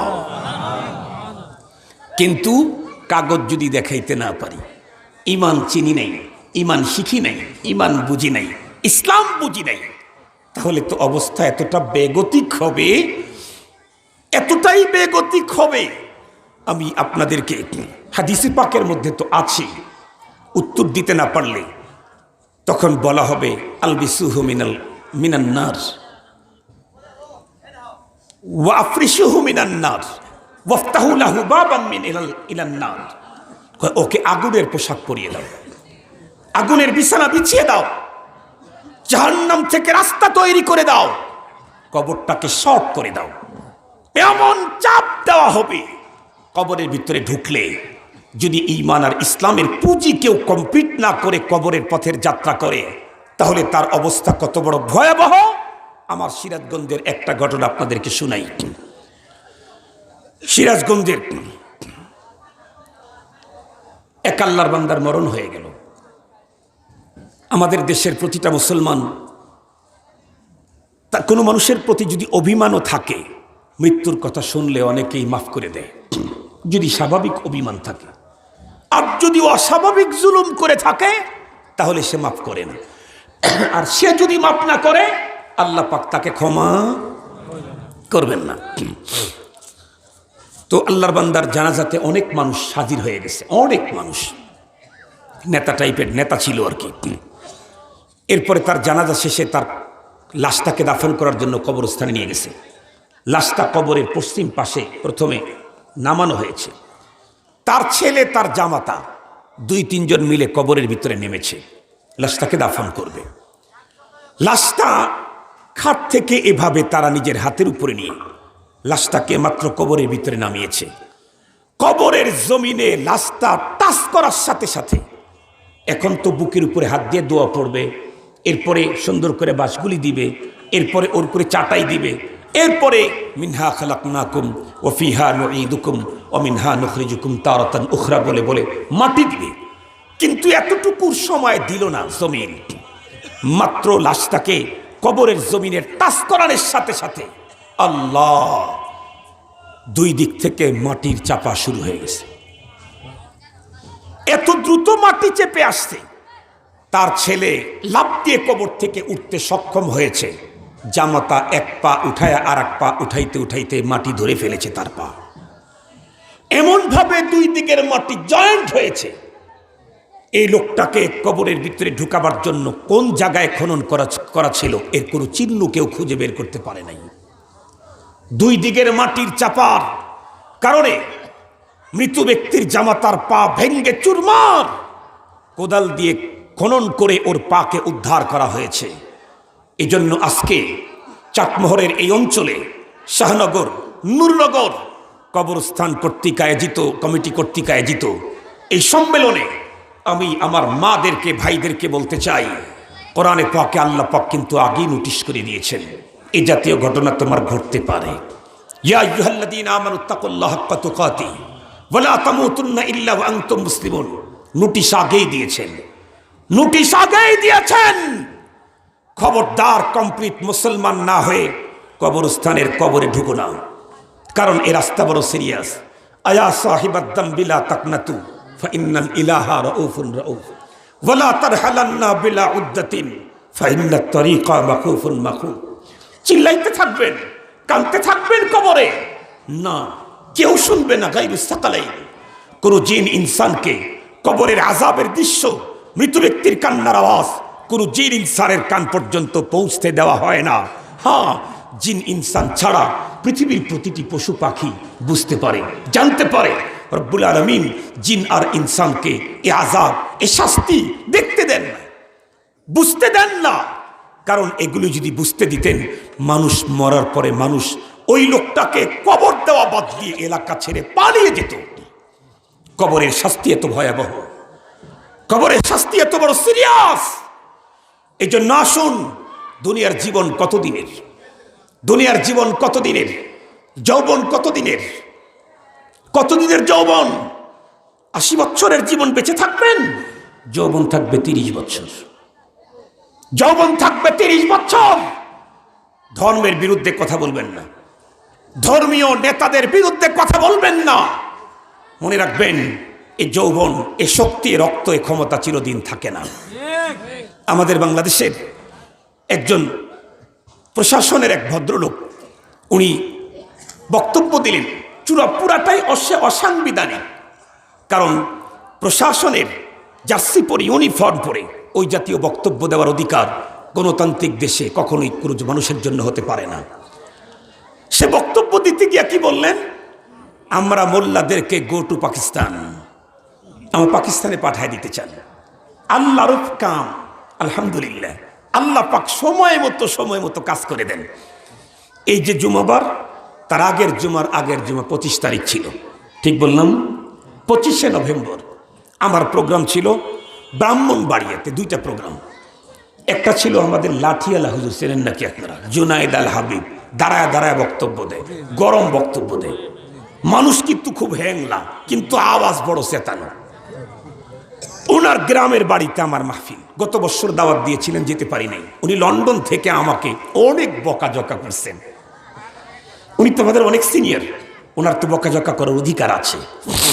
এবার আমি ওনার ডেটটাকে খুব এহতেমামের সাথে রেখেছি। 2টা প্রোগ্রাম ছিল।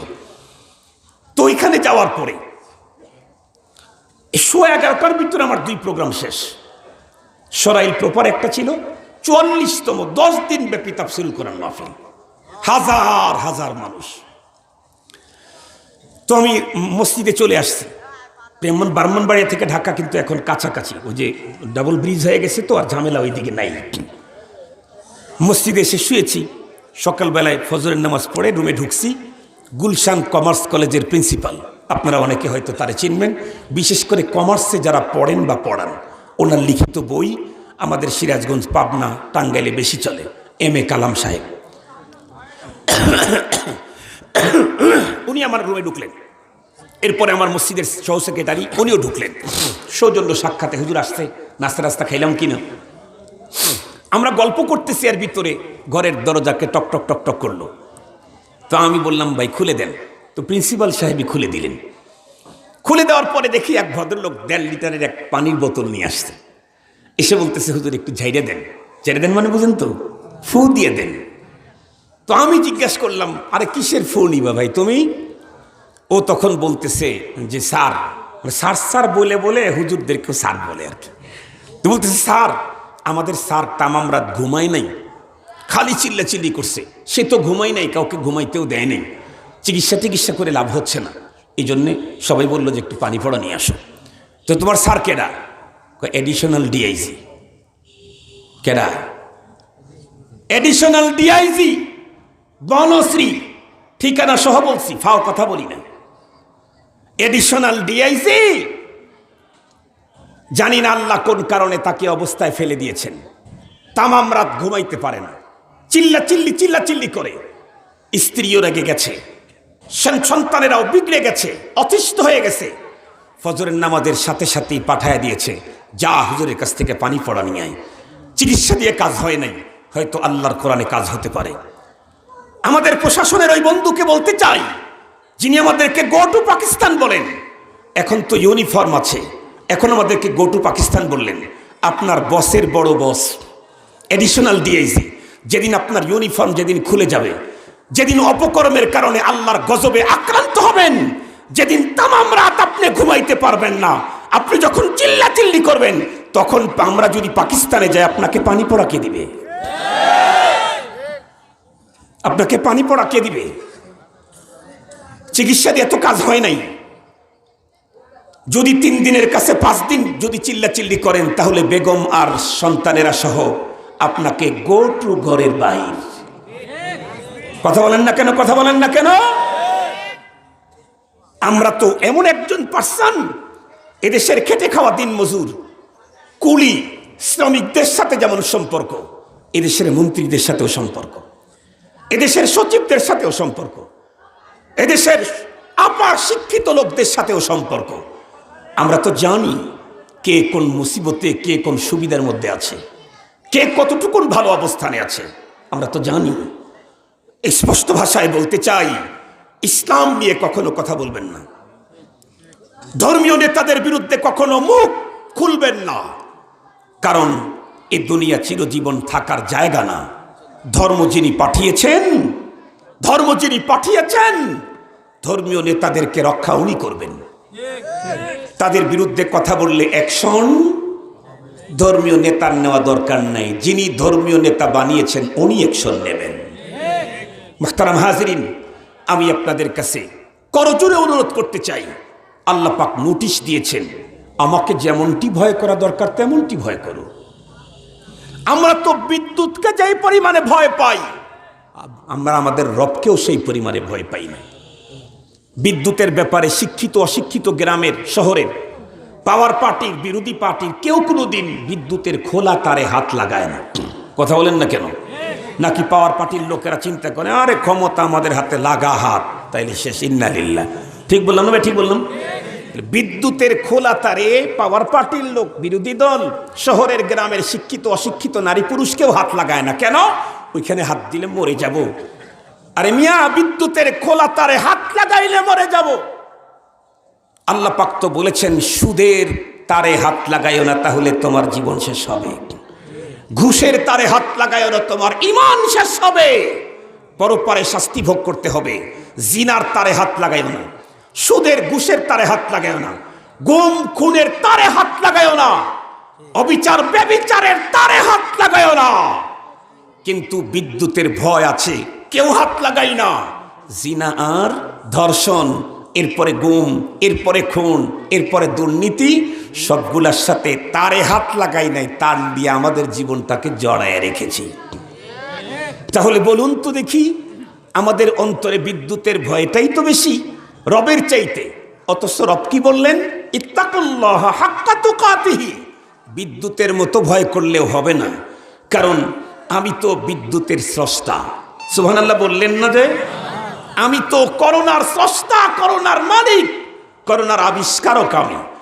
আমার করোনাকে যদি এত ভয় পাও, তাহলে আমার ভয় তোমার অন্তরে কি পরিমাণ সিরিয়াস হওয়া দরকার। আমি যদি খোলা অবস্থায় বের হই, করোনা আক্রান্ত হব, মাদেরকে বলতে চাই, ও মা, তুমি যদি খোলা অবস্থায় বের হও, জাহান্নামের আগুন তোমার শরীরে লাগবে তখন। যুবকদেরকে বলতে চাই, ও যুবক, তুমি যদি বাইরের খোলা মেয়েদের দিকে তাকায় তাকায় মজা নেও, তাহলে জাহান্নামের আগুন তোমাকে টাচ করবে। এই জন্য আমরা পুরুষেরাও কখনো আল্লাহ পাকের হুকুমের বরখেলাপ করব না, নারীরাও করব না। বরং আজকে থেকে আমরা চেষ্টা করব আমাদের নিজেদেরকে ইসলামের প্যাকেটে ঢুকায় নেওয়ার জন্য। রাজি আছি ইনশাআল্লাহ? রাজি আছি ইনশাআল্লাহ? এখন নিয়ত করেন যে আল্লাহ, অতীতে যা করেছি, এখন থেকে এই ইসলামের নীতিমালাগুলি জেনে জেনে আমি পূর্ণাঙ্গ মুসলিম হয়ে যাব, যেটা তুমি আমাকে অর্ডার করেছ। এটা যদি দিল থেকে নিয়ত করেন, আর আল্লাহ না করুক ইসলামের পুরাপুরিটা জানার আগে আপনার মরণ হয়ে গেল, আপনি মনে রাখবেন পূর্ণাঙ্গ মুসলিমের যে মর্যাদা, আল্লাহ পাক আপনাকে সেই মর্যাদা দান করবে। তবে জিজ্ঞেস করতে চাই, ইসলামের পূর্ণ শিক্ষা পৃথিবীর কোথায় আছে? কথা বলেন না কেন? ইসলামের পূর্ণ শিক্ষা পৃথিবীর কোথায় আছে? একটু জোরে বলেন। ইসলামের বর্ণনা আছে কোরআনে, ইসলামের পূর্ণ বর্ণনা আছে হাদিসে। আরো কোনো জায়গায় পাওয়া যাবে কি? এই দুইটা কোথায় পড়ানো হয়?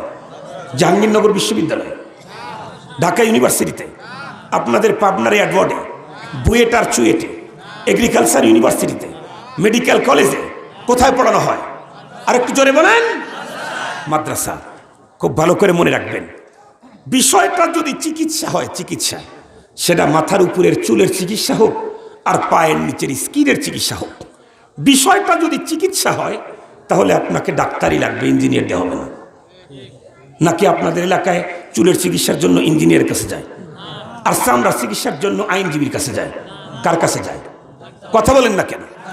প্রবলেম যেটাই হোক, যদি চিকিৎসা সংক্রান্ত হয়, হাড়ের হোক, হার্টের হোক, পেশাবের হোক, আর লিভারের হোক, কিডনির হোক, বাল্বের হোক, যেখানেরই সমস্যা হোক, সলভ করতে লাগবে কি? আরো জোরে বলেন। মনে রাখবেন, কাজটা যদি ধর্মের হয়, মাদ্রাসা হোক, মসজিদ হোক, ঈদগাহ মাঠ হোক, ইসলামী আন্দোলন হোক, তবলিগ হোক, খানকা হোক, পীর মুরিদি হোক, সব জায়গায় লাগবে কোরআনের জাননেওয়ালা ইসলামের পণ্ডিত লোকেরা। এগুলা তৈরি হয় কোথায়? একটু জোরে বলেন। মেডিকেল কলেজ বন্ধ করে দিয়ে যেমন স্বাস্থ্য খাতকে উন্নত করা যায় না, মাদ্রাসা বন্ধ করে কখনো কেউ মুসলিম থাকতে পারে না।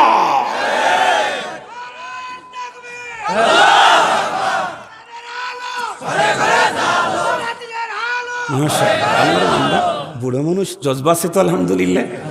হ্যাঁ আলহামদুলিল্লাহ, আলহামদুলিল্লাহ, ওনাকে মারহাবা, ওনাকে ওয়েলকাম। বৃদ্ধ হয়ে গেছে কিন্তু ইমানই জজবা আছে। আলহামদুলিল্লাহ, আলহামদুলিল্লাহ। একটা দেশ রক্ষার জন্য সেনাবাহিনী যেমন দরকার, আল্লাহর দিন দুনিয়াতে হেফাজতের জন্য দ্বীনি মাদ্রাসা দরকার। আমার কথা যদি আপনাদের বিশ্বাস না হয়, আপনাদেরকে অনুরোধ করবো, যাদের টাকা আছে, যারা শিক্ষিত, আপার শিক্ষিত, তাদেরকে বলছি একটু কষ্ট করে, কত দেশেই তো ট্যুরে যান, একটু যান তো আপনারা, স্পেনে যান, যান একটু ইরাকে যান, যে স্পেন 800 বছর পর্যন্ত মুসলমানদের শাসন ছিল, সোনালী ইতিহাস গড়েছে 800 বছর। সেই স্পেনে মাদ্রাসা না থাকার কারণে আজকে তাদের কি কন্ডিশন। পৃথিবীর প্রথম সভ্যতা এসেছে ইরাকে, পৃথিবীর প্রথম মতাবাদ্দন কওম ইরাক। এর আগে পৃথিবীর কোথাও সভ্যতা আসে নাই। সে ইরাকে মাদ্রাসা না থাকার কারণে আজকের কন্ডিশন গিয়ে দেখেন, শুধুমাত্র ইসলামের নামটাই আছে, কাম কিছু নেই। ইসলামের নামটাই আছে, কাম কিছু নেই। আল্লাহ তো আমাদেরকে ওয়ার্ল্ডের অনেক দেশে আল্লাহ তাআলা নিয়ে গেছেন, নিজেরা নিজের চোখে দেখে এসে বলতেছি, কান কথা না, শোনা কথা না, নিজের চোখের দেখা কথা। আমরাও যদি চাই ইসলাম নিয়ে, দিন নিয়ে দুনিয়াতে বাঁচতে, তাহলে মাদ্রাসার বিকল্প, কথা বলেন, মাদ্রাসার বিকল্প নাই। হযরতে আবু বকর সিদ্দিক রাদিয়াল্লাহু তাআলা আনহু বলতেন, এ মিয়া, কাফনের কাপড় নতুন আর পুরান, দামি আর বেদামি, এটা নিয়ে এত ঝামেলার তো কিছু নেই। কেন করে বলতেছে, এটা তো শুধু জানাজার নামাজটা কমপ্লিট করে কবরে শোয়ানো পর্যন্ত দরকার, তারপরে এটা থাকবে না। যদি পূর্ণাঙ্গ মুসলিম হিসাবে কবরে যেতে পারি, তাহলে এটা খুলে আমাকে জান্নাতি পোশাক পরায় দাও। আর যদি ইসলাম আমার ভিতরে না থাকে, তাহলে যত বড় দামি কাফনের কাপড়ই আমাকে দিক না কেন, এটা খুলে আগুনের পোশাক আমাকে পরায় দেওয়া হবে। এই জন্য মুহতারাম, আমি শুনে বড় আনন্দিত, বড় খুশি হয়েছি। আপনাদের অঞ্চলে দ্বীনি মাদ্রাসা এখন প্রতিষ্ঠিত হয়েছে। আমি আগেও বলেছি যে আজ থেকে 20 বছর আগে আমি আপনাদের আটঘরিয়ায়, চাপমোহরের পাশেই তো আটঘরিয়া, ভরতপুর মাদ্রাসায় 2 বছর পড়াইছি আমি। তখন আমি জানি এ অঞ্চলে দ্বীনি মাদ্রাসা কম ছিল। এখনো যে খুব বেশি অ্যাভেলেবেল বড় মাদ্রাসা এমনটি হয় নাই, ছোটখাটো কিছু মাদ্রাসা হয়েছে। আলহামদুলিল্লাহ বলেন, আলহামদুলিল্লাহ বলেন। মুহতারাম হাজিরিন, মনে রাখবেন, অনেকেই মনে মনে বলে, আর এক ফোরকানিয়া কওমি মাদ্রাসা দিয়ে কি হবে, অনেকেই মনে মনে বলে, এটা দিয়ে কি হবে। আমি একটা কথা বলি, দেখেন, গাছ আছে আমাদের দেশে, গাছ এটা অনেক প্রকারের আছে। কিছু আছে ফলজ, কিছু আছে বনজ, কিছু আছে ভেষজ। কথা বলেন না কেন? এই 3 প্রকারের গাছ আছেন আমাদের দেশে, বৃক্ষ, ফলজ, বনজ, ভেষজ। আর এক প্রকারের গাছ আছে, এর এখন বনজ বলেন আর ভেষজ বলেন, যা বলেন বলেন, ওই গাছটা দিয়ে তেমন কিছু কাজ হয় না। কিছু গাছ আছে ফল দেয়, কিছু গাছ আছে ফার্নিচার হয়, কিন্তু কিছু বৃক্ষ এমন আছে যেটা ফলও দেয় না, ফার্নিচারও হয় না, কিন্তু এটা মালিক লাগায়। কখন লাগায়? একটা পুকুর নতুন খনন করছে, অন্য সব গাছ লাগানোর আগে ঘাস লাগায়। দেখছেন নাকি আপনারা? এই ঘাস, এটা দিয়ে মনে হয় আপনাদের ফার্নিচার হবে, আলমারি টালমারি। এখান থেকে কি পরিমাণে ফল আসবে বছরে? কথা বলেন না কেন? তারপরেও মানুষ এটা লাগায় কেন? অন্য গাছ লাগানোর আগে ঘাস লাগায় কেন? ফলজ, বনজ গাছ, ভেষজ গাছ লাগানোর আগে এটা লাগায় কেন?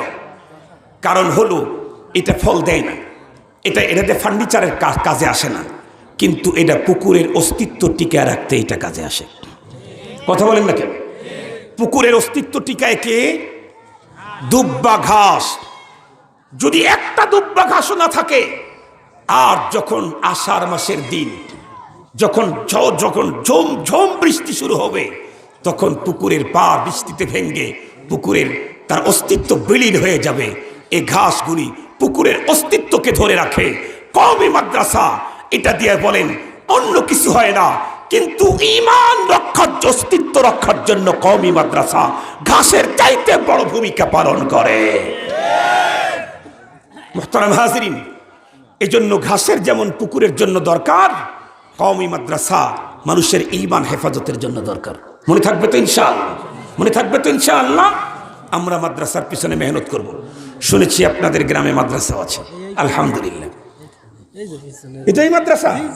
মাশাআল্লাহ মাশাআল্লাহ মাশাআল্লাহ। আলহামদুলিল্লাহ। আপনারা লক্ষ্য করে দেখছেন কি, পৃথিবীতে যত কবরস্থান আছে তার পাশে যদি কোনো প্রতিষ্ঠান হয় তাহলে মাদ্রাসা হয়। ঠিক বললাম না? ঠিক বললাম? পৃথিবীতে কোনো কবরস্থান দেখাইতে পারবেন যে কবরস্থানের পাশে ইউনিভার্সিটি হয়েছে, অথবা ইউনিভার্সিটি হয়েছে তো তার পাশে একটা বিশাল কবরস্থান বানাইতেছে, আর লোকেরা বলে যে আমাকে ওখানে নিয়ে শোয়াইও। কেন? কারণ ইউনিভার্সিটি আর কলেজে যা শিক্ষা দেওয়া হয় এটা দিয়ে দুনিয়ার সুখ হয়। এই জন্যে কলেজ আর ইউনিভার্সিটির পাশে মার্কেট গড়ে ওঠে, এখান থেকে পড়ে মার্কেট গরম করা যায়। কিন্তু দ্বীনি মাদ্রাসার পাশে কবরস্থান গড়ে ওঠে কেন? এখান থেকে যা শিক্ষা হয় এ দিয়ে পরজগতের শান্তির ব্যবস্থা হয়। এই জন্যে কওমি মাদ্রাসা গড়ে হলো কবরস্থানের পাশে। এখানে যা আছে এ দিয়ে ওই জগতের শান্তি হয়, ওইখানের বাজার হয়, ওইখানের মার্কেট হয়। আলহামদুলিল্লাহ, পাশেই নাকি কবরস্থান। মুহতারাম হাজিরিন, কথা কি আপনাদেরকে বুঝাইতে পারছি নাকি? জাতীয় কবি নজরুলও কি বলেছিল, মরণের পরে আমাকে এমন জায়গায় কবর দিবে যেখান থেকে আমি মুয়াজ্জিনের আজান শুনতে পাই, কারণ এটা দিয়ে আমার পরপারের মার্কেটিং হবে, এটা দিয়ে আমার মার্কেট হবে, এটা দিয়ে আমার পরপারের সঞ্চয় হবে। আলহামদুলিল্লাহ, আপনাদেরকে ওয়েলকাম, আপনাদেরকে ধন্যবাদ, আরো ধন্যবাদ, ডাবল ধন্যবাদ। আপনারা সুর ছাড়া ভাঙ্গা কণ্ঠের কথাগুলা যে এত গুরুত্বের সাথে শ্রবণ করেছেন, আপনাদেরকে আরো অন্তরের অন্তঃস্থল থেকে ধন্যবাদ। আমিও সুর দিয়ে ওয়াজ করি না তা না, কণ্ঠ ইজি থাকলে সুর সার একটু শুনাই দিতাম। আমার তো শত শত বয়ান আছে ইউটিউবে, শত শত বয়ান আছে। মুহতারাম হাজরিন, আমি আমার আলোচনাকে আর দীর্ঘায়িত করতে চাই না।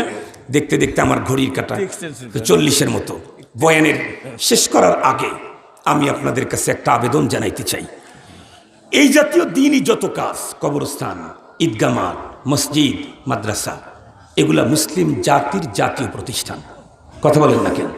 মুসলিম জাতির এটা জাতীয় প্রতিষ্ঠান। এটা মুসলিম জাতি হিসাবে কবরস্থান আমার লাগবে। আমাকে তো শ্মশানে নিয়ে পড়ানো যাবে না, চিতাই না আমাকে পড়ানো যাবে না। মুসলিম জাতি হিসাবে আমার কবরস্থান লাগবে, মুসলিম জাতি হিসাবে আমার মাদ্রাসা লাগবে, কারণ তাছাড়া আমি দিন শিখতে পারবো না। মুসলিম জাতি হিসাবে আমার মসজিদ লাগবে, তাছাড়া আমার ধর্ম পালন হবে না। তাহলে এগুলি মুসলিম জাতির জাতীয় প্রতিষ্ঠান, এগুলি মুসলিম জাতির জাতীয় অর্থায়নে আল্লাহ পাক চালান। কে চালান? কথা বলেন না কেন? কে চালান? আবার বলেন। কমিটি, সভাপতি, সেক্রেটারি, কে চালান? আবার বলেন। ইয়াকিন থাকবে তো? থাকবে তো? এই জন্য আপনারা কেউ কখনো গর্ব করবেন না যে আমি 7 বছর সভাপতি ছিলাম, 20 বিঘা জায়গা কিনে দিয়েছি। নো, আপনি কিছুই করতে পারেন নাই, আপনি করতে পারেন নাই। আপনারে দিয়ে মালিক করাইছে, আপনারে দিয়া মালিক করাইছে। এই যে এই রাস্তা দিয়ে, এই রাস্তাটা করছে হলো মনে করেন একজন কি বলে ওটা কন্ট্রাক্টরও করে নাই, লেবাররা রাস্তাটা করছে। তাই বলে ও যাওয়ার সময় যদি বলে, হ্যাঁ এই রাস্তায় আমি যখন চলবো তোরা সব সাইড দিবি, কেন? রাস্তা আমি করেছি। মানুষ তখন কি বলবে? আরে বেয়াকুফ, তুই রাস্তা করেছস। সরকারে টাকা দিয়েছে, কন্ট্রাক্টরকে কন্ট্রাক্ট দিয়েছে, সে তোরে টাকা দিয়েছে, তাই তুই এরা কাজ করছিস। তুই তো কর্মচারী ছিলি বেটা, করেছে তো সরকার, করেছিস কে? কথা বলেন না কেন? এই মাদ্রাসা, এই মসজিদ, এই ঈদগাহ মাঠে, কবরস্থান, আমি আমার সভাপতিত্বের সময় 20 বিঘা এক্সটেনশন হয়েছে, উপরের দিকে 6 তলা উপরের দিকে এক্সটেনশন হয়েছে। এটা আমি করি নাই, আমারে মহা সরকার করাইছে। এই জন্য ক্রেডিট আমার না, ক্রেডিট তার। পাওয়ার আমার না, অহংকার আমার না, অহংকার তার।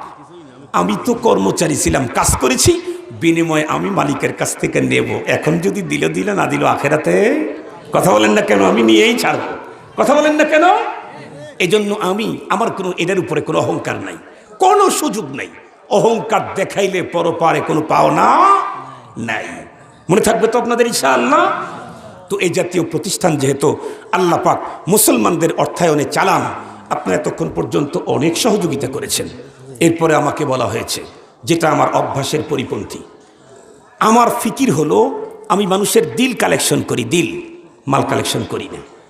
কারণ দিল যদি কালেকশন হয়, ও মাল দিবে, জানও দেবে। আর যদি দিল কালেকশন না হয় তাহলে কি করবে তা জানেন? আমাদের টাঙ্গাইলে, এলেঙ্গাতে এক হুজুর ওয়াজ করতেছিল, ওয়াজের জোশের চোটে একজন বলছে, হুজুর আমি 5,000 টাকা দেবো ইনশাআল্লাহ মাদ্রাসায়। তো দেব বলছে, নিয়ে তো আসে নাই। 10-12 দিন পরে যখন হুজুর গেছে টাকা নেওয়ার জন্য ওই লোকের কাছে, আপনি ওয়াদা দিয়েছেন 5,000 টাকা, কয় হুজুর একটু পরে আসেন। 2 দিন পরে আবার গেছে, কয় হুজুর একটু পরে আসেন। 3 দিন পরে যখন আবার গেছে, কয় হুজুর তখন যেমন লাগলো এখন তো আর ওরকম লাগতেছে না। কি বলে? ওয়াজ যখন শুনছি তখন যেরকম লাগছে এখন তো আর ওরকম লাগতেছে না হুজুর, আমি দিবার পারবো না। তো দিল যদি তৈরি হয় মাল দিবে, জানও দিবে। আর দিল যদি তৈরি না হয় তো বলবে যে হুজুর তখন যেমন লাগছে এখন তো তেমন লাগতেছে না। এই জন্য আমি মানুষের দিল কালেকশন করি, আমি মাল কালেকশন করি না।